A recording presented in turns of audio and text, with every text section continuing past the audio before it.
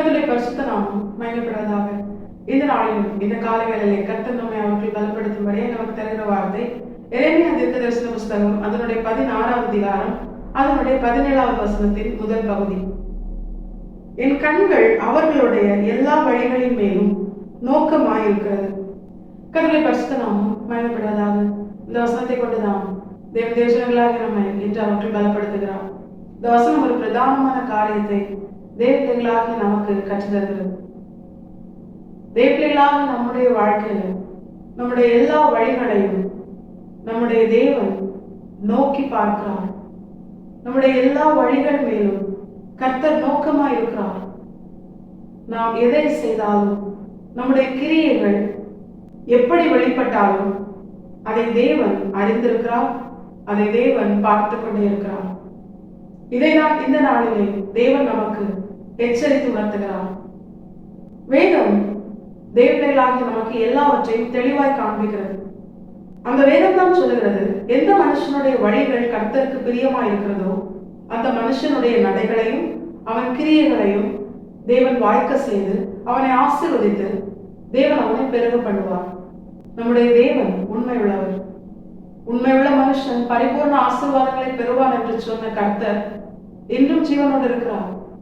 ஒரு உண்மையுள்ள மனுஷனை பரிபூர்ண ஆசீர்வாதங்களை பெறுவானே, ஆனால் தேவ பிள்ளையின் வாழ்க்கையில அவன் உண்மையாய் தேவனுக்கு பிரியமாய் தன்னுடைய எல்லா கிரியைகளையும் தன்னுடைய எல்லா வாழ்க்கையின் வழிகளையும் அவன் வெளிப்படுத்தினானேயானால், அவன் செயல்படுத்தினானேயானால் கர்த்தர் நிச்சயமாய் அவனை பரிபூர்ணமாய் ஆசீர்வதிப்பார்.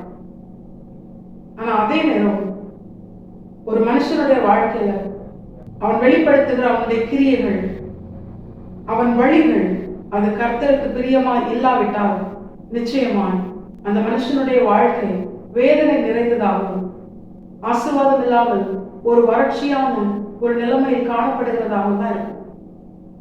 தேவதைகளாக நம்முடைய வாழ்க்கையில் இந்த வசனத்தை கொண்டு நாம் நம்மை நிதானித்து பார்த்தோமே, ஆனால் நம்முடைய வாழ்க்கை எப்படி இருக்கிறது, நம்முடைய வழிகள் எப்படி இருக்கிறது?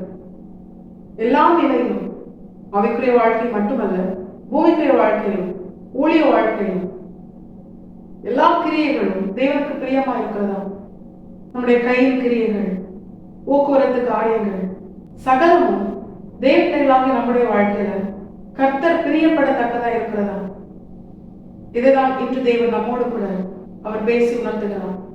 தேவன் நம்மை ஆசீர்வதிக்க வாஞ்சியா இருக்கிறார். அதுதான் அவருக்கு பிரியம். இஸ்ரவேலை ஆசீர்வதிப்பதே கர்த்தருக்கு பிரியம். ஆனா நம்முடைய வாழ்க்கையில நம்முடைய வழிகள், அதுவே நம்முடைய கிரியைகளை தேவன் நம்மை ஆசீர்வதிக்காதபடிக்கு அது தடை செய்கிறது. அதனாலதான் ஆண்டவர் என்று சொல்லுகிறார், உன்னுடைய வழியை சீர்படுத்தணும்னு ஆண்டவர் சொல்றார். வேதத்தில் பரிசுத்தவான்களுடைய வாழ்க்கை அதற்கு ஒரு சாட்சியா இருக்கிறது. தாவீதின் வாழ்க்கை, தாவீது தன்னுடைய வாழ்க்கையில் வெளிப்படுத்தின எல்லா கிரியைகள், அவனுடைய வழிகள், அவை அனைத்தும் கர்த்தருக்கு பிரியமா இருந்தது. அதனால கர்த்தர் அவனை ஆசீர்வதித்தார். அவனோடு கூட கர்த்தர் இருந்தார். தாவீதுக்கு நித்திய நிரந்தர கிருபையை கொடுத்தார். ஆனா சவுலின் வாழ்க்கையில சவுலின் வழிகள் கர்த்தருக்கு பிரியமா இல்லை. குறி சொல்லுகிறவளை தேடி சவுல் சென்றான். அந்த வழியெல்லாம் கர்த்தருக்கு பிரியமானது அல்ல. அப்படி பிரியமில்லாத கிரியைகளையும் வழிகளையும் கொண்டிருந்த சவுலின் வாழ்க்கை மிகவும் மோசமாய் முடிந்தது. கிருபை அவனுடைய குடும்பத்தை விட்டு விலக்கப்பட்டது. இதுதான் தேவன் இன்று நம்மோடு கூட பேசி உணர்த்துகிறான். தேவர்களாகி நாம் நம்மை நாமே நிதானித்து அறிந்தால் நாம் நியாயம் தீர்க்கப்படுவோம். நிச்சயமாய் நம்முடைய தேவன் நம்மோடு கூட இருந்து சகல விதத்திலும் பரிபூர்ணமாய் சம்பூர்ணமாய் நம்மை ஆசீர்வதிக்க அவர் வாஞ்சியா இருக்கிறார், அவர் ஆயத்தமாய் இருக்கிறார். அப்படிப்பட்ட தேவன் நம்மை பார்த்து சொல்லுகிறார், உன்னுடைய வழிகளின் மேல் நான் நோக்கமாய் இருக்கிறேன், நான் அதை பார்த்து கொண்டே இருக்கிறேன், உன்னுடைய சகல கிரியைகளும் நான் அறிந்திருக்கிறேன். ஒருவேளை இந்த நிமிஷம் வரைக்கும் நம்முடைய கிரியைகள் ஏதாவது தேவனை பிரியப்படுத்தாமல் அவரை வேதனைப்படுத்தும்படியாக இருந்ததே, ஆனால் அதை இன்றே இப்பொழுதே விட்டுவிடுகிற இருதயத்தோடு தேவர்களாக நாம் நம்மை முழுமையாக கர்த்தரை பார்த்து அர்ப்பணிப்போம். நம்முடைய தேவன் அவர் நல்ல தகப்பன். நிச்சயமாய் அவர் நம்மை மன்னித்து அவருக்கு பிரியமான வழிகளை அவருடைய வேதத்திலிருந்து அவருடைய நல்ல ஆவியாகிய பரிசுத்த ஆவியானவரை கொண்டு நமக்கு போதித்து அவர் நமக்கென ஆயத்தப்படுத்தின நித்திய ஜீவனை இலக்காய் கொண்ட அவருக்கு பிரியமான பாதையிலே அவர் நம்மை செவ்வையாய் நடத்தி வலதுபுறமோ இடதுபுறமோ சாயாமல் வழி இதுவே என்று சொல்லுக பரிசுத்த ஆவியானவரின் உணர்த்துதலோடு தேவர்களாகி நாம் நமக்கென நியமிக்கப்பட்ட பாதையில் பொறுமையோடு ஓட நாம் நம்மை கற்றை பாட்டில் அர்ப்பணிப்போம். நிச்சயமா நம்முடைய தேவன் அதை நம்முடைய வாழ்க்கையில செய்வார்.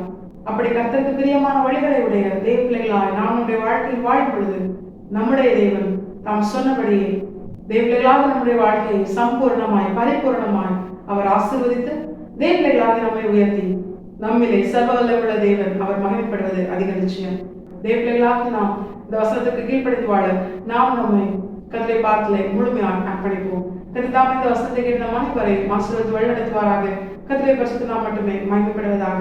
மாரநாதா இயேசு வருகிறார். ஆயத்தமாவும் பிரயாசப்படுத்துவோம். ஆமென். பலன் ஒன்றுமில்லை என்று நான் அறிவேன், அவர் பலனின்